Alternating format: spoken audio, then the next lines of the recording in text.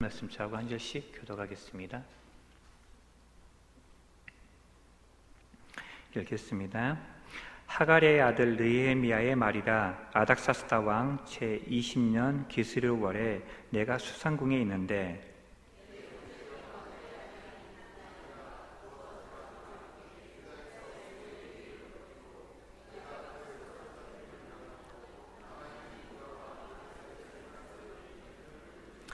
그들이 내게 이르되 사로잡힘을 면하고 남아있는 자들이 그 지방 거기에서 큰 환난을 당하고 능욕을 받으며 예루살렘 성은 허물어지고 성문들은 불탔다 하는지라.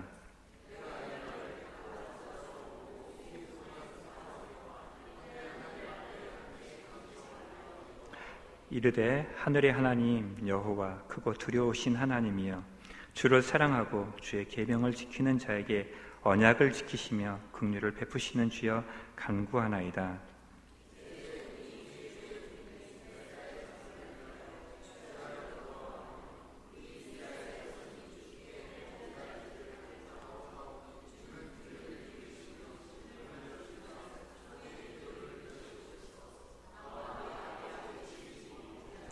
주를 향하여 크게 악을 행하여 주께서 주의 종 모세에게 명령하신 계명과 율례와 규례를 지키지 아니하였나이다.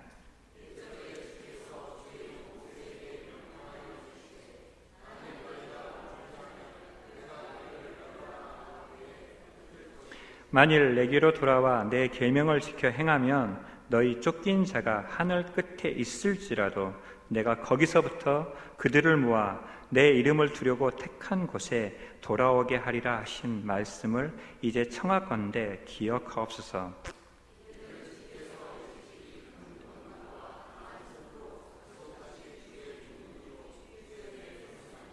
같이 읽겠습니다.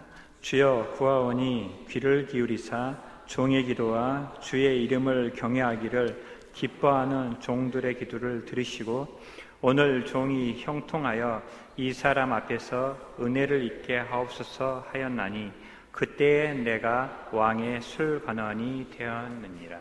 아멘. 자, 앞뒤자로 인사하겠습니다. 오셨으니 잘 오셨습니다.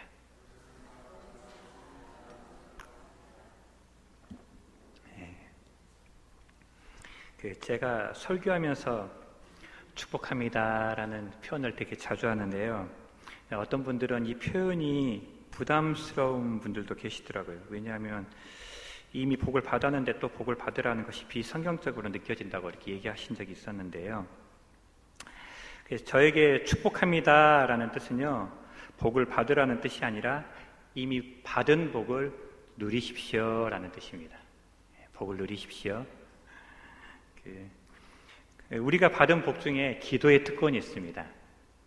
여러분은 기도의 특권을 받으신 줄로 믿으십니까? 오늘 말씀이 바로 이 느헤미야인데 기도의 특권을 사용할 줄 아는 사람이었습니다. 하나님께서 우리에게 기도의 특권을 주셨지만 그 특권을 누리는 사람은 그리 많지 않은 것 같습니다. 이 시간에 하나님이 우리에게 주신 그 기도의 축복을 알고 누리는 시간이 되기를 간절히 소원합니다. 이제 제가 여름 성경학교 지금 준비하고 있는데요. 목, 금, 토 중에 목요일하고 금요일 두 번의 기도회가 있어요. 우리 아이들이 그 시간에 그 기도의 시간을 통해서 하나님이 우리에게 주신 기도의 특권을 알고 그리고 그 특권을 누리는 인생 되기를 간절히 꿈꾸고 있습니다. 생각나실 때마다 기도해 주십시오. 이번 여름 성경학교가 참으로 하나님 우리에게 많은 은혜와 축복을 주셨는데 어릴 때부터 그것을 알고 그것을 누리는 귀한 시간이 되어질 수 있도록. 성경에는 이스라엘 역사가 기록되어 있지만 그렇다고 해서 성경 자체가 역사책은 아닙니다. 성경은 전적으로 우리의 구원을 위해 쓰여진 책입니다. 그래서 성경은 역사를 기록할 때 구원의 관점에서 하나님의 관점에서 역사를 기록했습니다. 이 성경을 읽다 보면 두 종류의 가르침이 있는데요. 하나는 우리에게 모델이 되는 가르침입니다.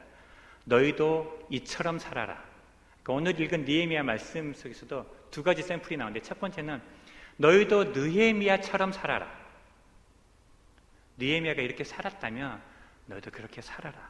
또 반대로 본보기가 있습니다. 너희는 이처럼 살지 말아라. 그러면 이 사람들처럼 멸망한다. 이스라엘 백성이 우리들의 본보기가 되었습니다. 하나님의 백성임에도 불구하고 하나님의 말씀에 불순종함으로 결국은 멸망을 받았죠.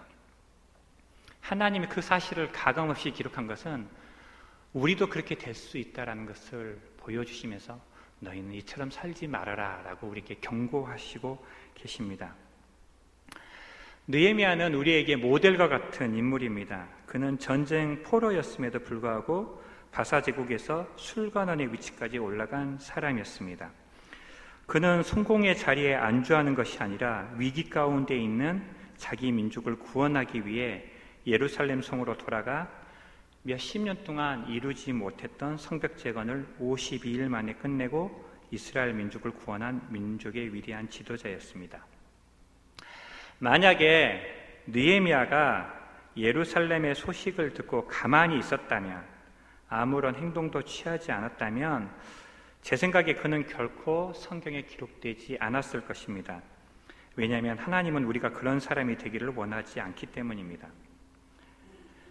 하나님께서 느헤미야를 기록한 것은 우리도 느헤미야처럼 민족에게 관심을 가지고 민족을 위해 기도하는 지도자가 되기를 바라시기 때문입니다. 그래서 오늘 설교의 제목이 기도의 크기를 키우랍니다. 나와 가정만을 위해서 기도하는 자가 아니라 가정을 뛰어넘어 민족과 세상을 가슴에 품고 기도하고 세상을 변화시키는 저와 여러분 되시기를 주님의 이름으로 축복합니다. 지난 시간에도 느헤미야가 크게 두 부분으로 나뉘어져 있다고 했는데요. 1장부터 7장까지는 성벽 재건, 그리고 8장부터 13장까지는 성벽 재건 후에 예루살렘에 살던 이스라엘 백성들의 신앙을 어떻게 재건했는지를 기록했습니다. 오늘은 1장 말씀으로 예루살렘 성벽을 재건하기 위해 하나님의 역사가 어떻게 진행되는가를 보여주고 있습니다. 이 역사를 살펴보면 그 백성들이 깨닫지도 못하는 곳에서 하나님의 역사가 시작되고 있음을 보게 됩니다. 자, 보세요. 성벽은 무너지고 적들로부터 괴롭힘을 당하는 이스라엘 백성은 지금 어디에 있습니까? 예루살렘에 있습니다. 그들은 간절히 하나님께 구원을 기도했고 하나님께 부르짖었습니다. 그런데 그 부르짖음의 응답은 예루살렘부터 시작된 게 아니라 페르시아 왕궁에서 시작되었습니다. 내가 이곳에서 기도하지만 그 기도의 응답이 이곳이 아닌 다른 곳에서 시작될 수 있다는 거죠. 예가 몇 가지 있는데요. 가나안 땅에서 가뭄으로 고생하던 야곱의 가족들을 구원하기 위해 하나님께서는 애굽에서 요셉을 준비시키셨습니다. 애굽에서 종살이하던 이스라엘 백성의 부르짖음에 응답하시기 위해서 하나님은 광야에 있던 모세에게 말씀하셨습니다. 그리고 포로로 끌려갔던 이스라엘 백성을 귀환시키기 위해 하나님은 바벨론에서 다니엘을 준비시키셨습니다. 우리가 기도할 때 우리가 있는 자리에서는 아무런 변화가 없는 것처럼 보이지만 하나님은 우리의 기도를 듣고 계시고 우리를 구원하시기 위해 역사하고 계십니다. 그러기에 그 하나님의 응답하심을 믿고 끝까지 기도하는 저와 여러분 되시기를 주님의 이름으로 축복합니다. 자, 오늘 말씀은 크게 두 부분으로 나눌 수 있는데요. 1절부터 3절까지는 예루살렘으로부터 온 소식이고요. 4절부터 12절까지는 그 소식을 들은 느헤미야의 반응입니다. 먼저 예루살렘에서 온 소식은 1절부터 3절까지 말씀인데, 이 말씀 속에서 느헤미야는 제사장 가문도 아니고 왕족 가문도 아니었는데 바사 왕국의 아주 유력한 인물이 되었다라고 기록되어져 있어요. 그리고 오늘 말씀 11절에 보면 그가 아닥사스다 왕 시대에 왕의 술관원까지 되었다라고 기록하고 있습니다. 설교 시간에 자꾸 반복되었던 것처럼 술관원이라는 것은 그냥 단순히 술만 따르는 사람이 아니라 왕의 안전을 책임져야 되기 때문에 왕으로부터 신뢰받고 또 굉장히 왕과의 관계가 돈독한 사람이었습니다. 그만큼 중요한 지위였습니다. 또 왕과 가까이 지내야 하기 때문에 단정하고 교양 있고 궁궐의 법도를 알고 있는 자라였습니다. 느헤미야가 이런 관직을 맡을 수 있었다는 것은 그가 성품이 뛰어나고 능력이 있었다는 것을 보여줍니다. 이제 남유다가 바벨론에 의해 멸망당한 후 70년이 지나고 1차 포로기한, 2차 포로기한이 있었어요. 그런데 한 가지 특이한 점은 그렇게 포로가 귀환되어질 때 느헤미야는 포로기한을 하지 않았다는 거예요. 얼마든지 1차 포로기한, 2차 포로기한 할 때 느헤미야도 갈 수 있었거든요. 그런데 왜 느헤미야는 남아 있었을까? 어떤 사람은 느헤미야가 왕의 총애를 받고 고위 관직이 있었기 때문에 쉽게 떠날 수 없었을 거라고 추측을 하는데요. 그러나 우리는 무엇보다도 이것이 하나님의 섭리로 이해되어져야 합니다. 이렇게 적용해 볼 수 있어요. 왜 다른 친구들은 다 가는데 나만 여기에 있어야 합니까? 하나님의 뜻이 있기 때문입니다. 하나님께서는 우리를 적당한 시간과 적당한 장소에 있게 하십니다. 믿으십니까? 에스더는 수상궁에, 요셉이 애굽에, 다니엘이 바벨론에 있었던 것처럼 우리가 지금 여기에 있는 것도 하나님이 이곳에서 나를 통해 이루고자 하는 하나님의 뜻이 있기 때문에 우리를 이곳으로 불러주신 줄로 믿습니다. 느헤미야가 1차, 2차 포로기한 때도 가지 않고 바벨론에 남아있을 때 소식을 들었습니다. 예루살렘의 소식이었죠. 그런데 그 소식을 들은 느헤미야의 반응을 통해서 우리가 배워야 될 점이 있습니다. 왜냐하면 그 소식을 들은 느헤미야의 반응은 그 어떤 소식을 들었을 때보다 애통해하고 슬퍼했기 때문입니다. 우리가 무엇을 기뻐하고 무엇을 슬퍼하는가는 우리의 관심이 어디에 있는가를 보여줍니다. 느헤미야는 예루살렘의 소식을 듣고 잠깐 슬퍼한 게 아니라 수일 동안 슬퍼하며 금식했어요. 느헤미야는 비록 고국으로 돌아가지는 않았지만 그의 관심이 예루살렘 성에 있었다는 것을 우리가 볼 수 있는 대목입니다. 그의 관심은 구체적으로 유다 사람과 예루살렘의 형편이었습니다. 이처럼 진정한 하나님의 백성은 하나님 나라에 대한 관심이 있습니다. 그것은 단순한 호기심을 뛰어넘습니다. 저는 이렇게 말씀을 준비하면서 느헤미야가 이스라엘 백성 그리고 예루살렘 성에 관심이 있었다면 나는 도대체 무엇에 관심이 있는가 곰곰이 생각해 보게 되었습니다. 나는 정말로 이 나라의 민족에게 관심이 있는가? 사실 그러지 않더라고요. 저는 안테나가 되게 좁아서요. 제 주위에서 무슨 일이 일어나는지 잘 모릅니다. 그래서 제가 어릴 때 TV를 보고 있으면 어머니께서 너는 옆에서 칼로 찔러도 모르고 TV만 볼랍니다 라고 얘기를 하셨는데, 어떤 사람은 안테나가 되게 좁고 뭔가에 집중을 잘하는 사람이 있어요. 그런데 어떤 사람은 굉장히 안테나가 넓습니다. 그래서 이 일을 하면서도 여기저기서 일어나는 일들을 다 알고 또 보는 사람이 있습니다. 저는 그런 분들이 되게 부러워요. 진짜 성능 좋은 안테나를 가지고 있기 때문입니다. 그런데 어떤 안테나가 좋은 안테나입니까? 여러분이 갖고 있는 안테나가 가장 좋은 안테나입니다. 믿으십시오. 나에게 맞는 안테나를 하나님이 주셨습니다. 그래서 우리는 우리가 가지고 있는 안테나의 성능을 불평하는 것이 아니라 하나님이 내게 주신 그 안테나를 올바로 사용하는 법을 배워야 됩니다. 때로는 내 일만으로도 벅차다고 또 힘들다고 느끼고 다른 사람에게 관심을 가지는 일은 불필요하거나 사치라고 느낄 수도 있습니다. 그런데 하나님은 우리가 우리 자신을 뛰어넘어 다른 사람들뿐만 아니라 나라와 민족에게 관심을 가지기를 원하십니다. 왜냐하면 그게 하나님의 뜻이기 때문입니다. 디모데전서 2장 1절에서 4절 말씀인데요. 우리 같이 한번 읽어보도록 하겠습니다. 같이 읽겠습니다. 시작. 그러므로 내가 첫째로 권하노니 모든 사람을 위하여 간구와 기도와 도구와 감사를 하되 임금들과 높은 지위에 있는 모든 사람을 위하여 하라. 이는 우리가 모든 견건과 단정함으로 고요하고 평안한 생활을 하려 함이라. 이것이 우리 구주 하나님 앞에 선하고 받으실 만한 것이니 하나님은 모든 사람이 구원을 받으며 진리를 아는 데 이르기를 원하시느니라. 아멘.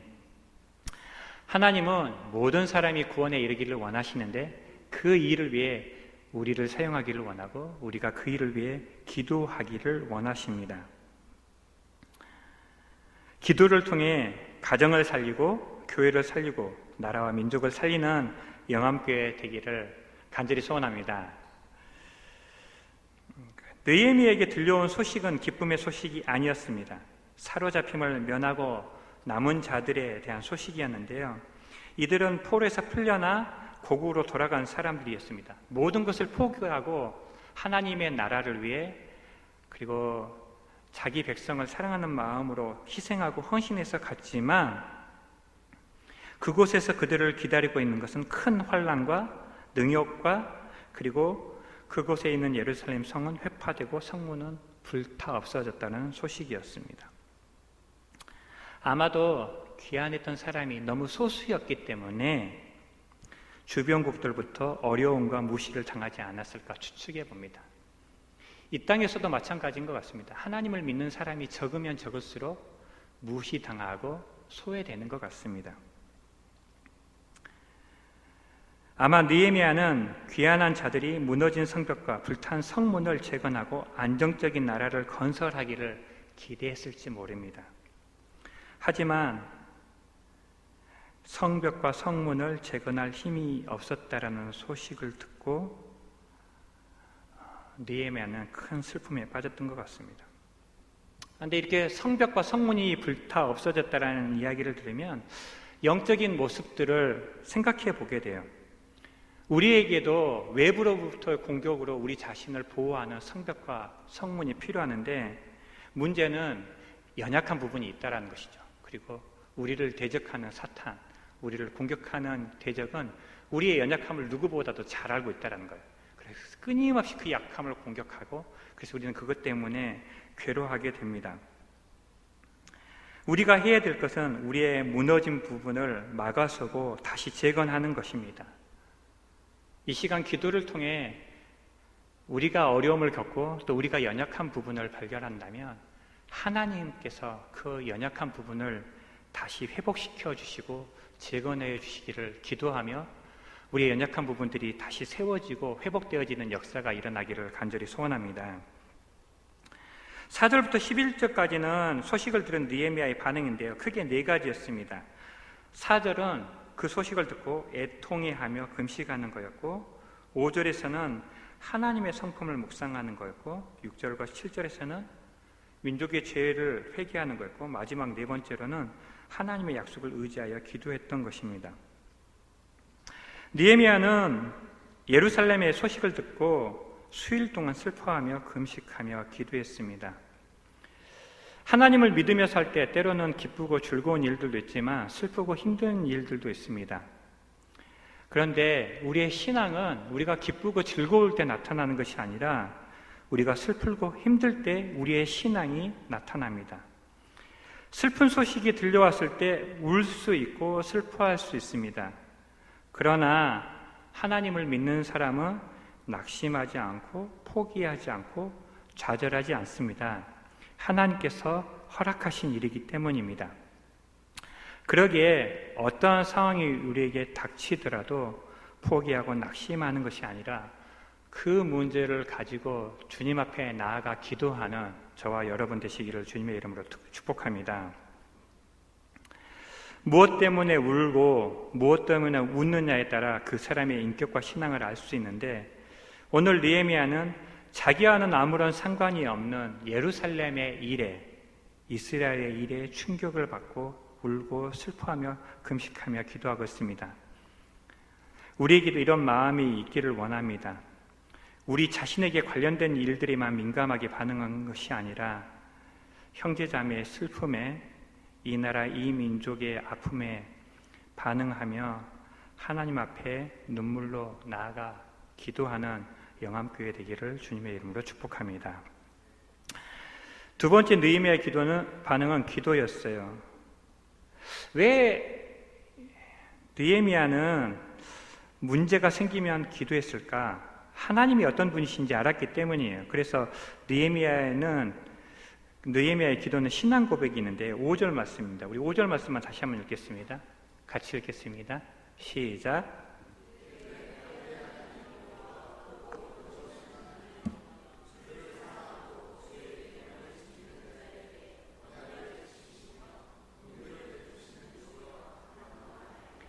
하나님을 세 가지로 표현하고 있는데요. 하늘의 하나님, 이 말은 이 세상을 다스리시는 참된 신은 오직 하나님 한 분밖에 없습니다 라는 표현입니다.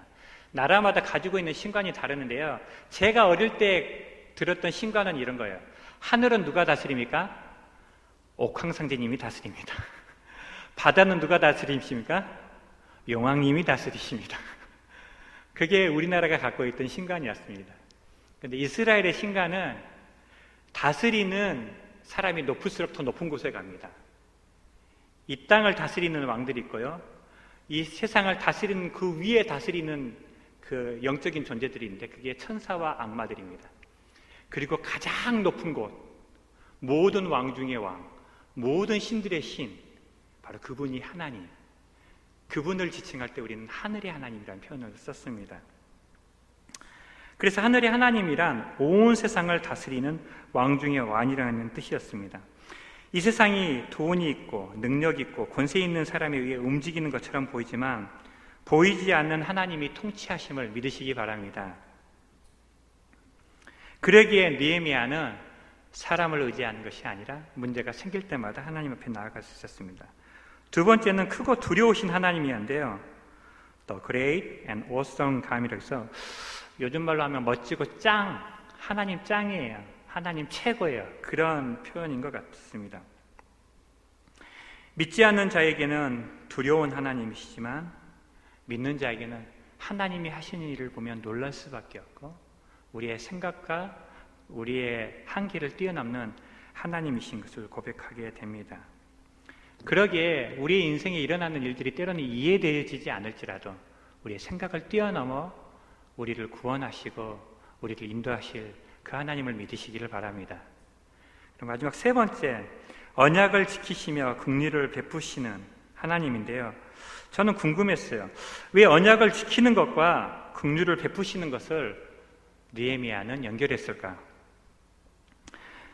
하나님은 언약을 지키시지만 우리는 그렇지 않기 때문입니다.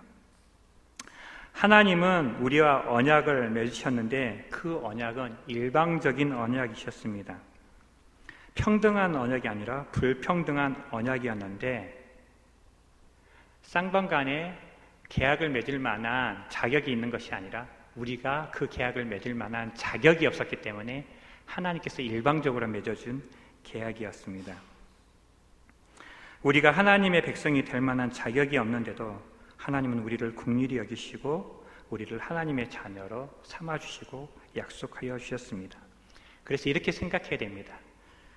여러분은 하나님의 자녀가 될 만한 자격이 있다고 생각하십니까? 여러분은 지금 여러분이 맡고 있는 자리에 자격이 있다고 생각하십니까? 저는 아니라고 생각합니다. 왜냐하면 하나님은 처음부터 자격 없는 자를 부르셨기 때문입니다. 할렐루야. 그래서 자격 없기 때문에 못한다는 생각은 어리석은 생각입니다. 자격이 있어서 하는 것이 아니라 하나님이 긍휼로 우리를 불러주셨기 때문에 하나님의 은혜에 감사하며 믿음으로 순종하는 게 지혜인 줄로 믿습니다.